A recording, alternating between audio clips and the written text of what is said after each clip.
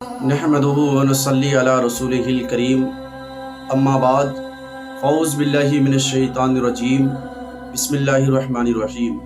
मेरे दोस्तों, मोहतरम बुज़ुर्गों, अज़ीज़ नौजवान साथियों, अल्लाह तबारक व तआला के प्यारे नबी सल्लल्लाहु तआला अलैहि वसल्लम ने इरशाद फरमाया कि अल हुसैन मिन्नी व अना मिनल हुसैन। वो लोगों, हुसैन मुझसे है और मैं हुसैन से हूँ। और जिसने हुसैन पाक को अज़ियत पहुँचाया, गोया कि उसने मुझे अज़ियत पहुँचाया। जिसने हुसैन पाक से जंग किया, गोया कि उसने मुझसे जंग किया। और जिसने हुसैन पाक का दिल दुखाया, गोया कि उसने मुझे दिल दुखाया। और जिसने हुसैन पाक को राज़ी कर लिया, गोया कि उसने मुझे राज़ी कर लिया। और जिसने मुझे राज़ी कर लिया, गोया कि उसने अल्लाह तबारक व तआला को राज़ी कर लिया। ये हुसैन पाक की शान है। हुसैन पाक के पूरी ज़िंदगी में अल्लाह के रसूल सल्लल्लाहु ताला अलैहि वसल्लम ने कभी तकलीफ़ नहीं दी। मेरे दोस्तों, इमाम हुसैन रज़ी अल्लाह ताला अन्हु का एक बहुत ही प्यारा वाक़या मैं पेश कर रहा हूँ, आप समाअत करें। और मुझे उम्मीद है कि बहुत सारे लोगों ने अभी तक इस वाक़ये को नहीं सुना होगा।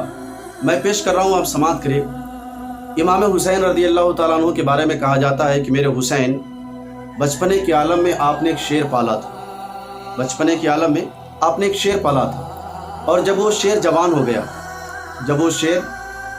हो गया तो मदीने के सारे लोग उस शेर से डर रहे थे, उस शेर से खौफ ज़दा थे कि कहीं ये शेर हमें अजियत न पहुंचा दे, कहीं ये शेर हमें तकलीफ़ न दे, कहीं किसी को चीर फाड़ न दे। मदीने के अक्सर लोग डरने लगे। लोगों ने शिकायत की इमाम हुसैन से, कहा कि या हुसैन, आपका ये शेर बड़ा हो गया है और इसे आप आज़ाद कर दें, वरना मदीने के बहुत सारे लोग डर रहे हैं कहीं किसी को अजियत न पहुंचा दे।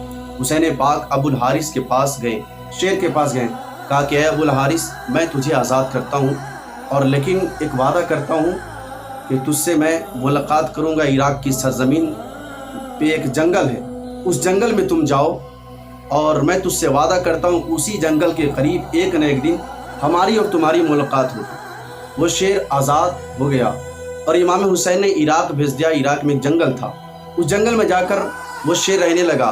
और साथ ही साथ इमाम हुसैन ने कहा कि ऐ अबुल हारिस, जिस जंगल में मैं तुझे भेज रहा हूँ, उस जंगल का बादशाह यानी शेर मर चुका है, वहाँ जाकर उस जंगल में तुम बादशाहियत करो। वो शेर चला गया। और जाने के बाद, और जब करबला की 10वीं तारीख़ आई, जिस दिन इमाम हुसैन के लोगों ने शहीद किया था, तन से सर को जुदा किया था, और जब इमाम हुसैन करबला के मैदान में शहीद हो गए, तो जालिमों ने सोचा कि इमाम हुसैन के लाश पर घोड़े दौड़ाकर लाश को पामाल किया जाए, लाश को बेइज्जती किया जाए, लाश को बेहुरमती किया जाए। जब इतनी पलालिंग चल रही थी जालिमों की, तो जनाब फ़ीज़ा ने हज़रत ज़ैनब से कहा कि ऐ ज़ैनब, इसी जंगल में एक शेर है जिसके मेरे हुसैन पाक ने पाला था, उस शेर को मैं बुलाकर अभी आती हूँ।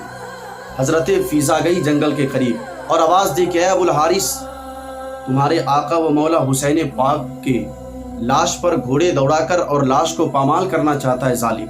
जब शेर करबला के मैदान के करीब पहुंचा, तो शेर ने देखा कि घोड़े तैयार है इमाम हुसैन के लाश को पामाल करने के लिए।